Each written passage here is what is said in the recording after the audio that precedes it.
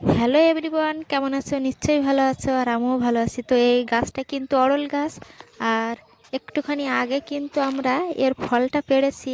আর এই ফলটা হচ্ছে অড়লের ডাল। তো যখন ফলটা পাকছিল তখন আমি একটু ওইদিকে কাজে ব্যস্ত ছিলাম, তো ফল পড়া তো দেখানো হলো না। তো গাছটা একটু তোমাদের দেখিয়ে দেই। আর এর থেকে কিন্তু ফলগুলোও পেকে গেছে, তাই আমরা ফলটা তুলে নিয়েছি। তো যে কোনো একদিন ফলগুলোকে সুন্দর করে ছাড়িয়ে আমরা ডাল রান্না করবো। আর এই ডালটা এত সুন্দর সেন্ট, খেতে আর খুবই টেস্টি। তো দেখো, এইদিকে বাজার থেকে পার্শে মাছ, আর এটা হচ্ছে সমুদ্রের মাছ এনেছে। তো আমরা ভাবছিলাম কি রান্না করব পার্শে মাছ দিয়ে। তো ভাবতে ভাবতে চলে এসেছি সবজি ক্ষেতের পাশে। এই যে আমাদের ঘরের পিছনে, এটা হচ্ছে সব থেকে বড় কচু। তো এই কচুটা আমরা আজকে তুলবো, তুলে পার্শে মাছ দিয়ে কিন্তু রান্না করা হবে।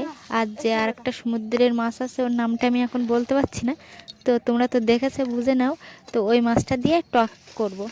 তো দেখো, এখন কচুটা তোলা হচ্ছে, দেখা যাক কেমন অবস্থায় মানে আছে বা বড় হয়েছে। তো দেখো বন্ধুরা, আমাদের তো অলরেডি কচুটা তোলা হয়ে গেছে। তো দেখো, বড় কচু কিন্তু ভিতরে পোকা হয়ে ঢোড় হয়ে গেছে, মানে পোকাই খেয়ে নিয়েছে। সব থেকে কিন্তু এটাই বড় কচু ছিল আমাদের।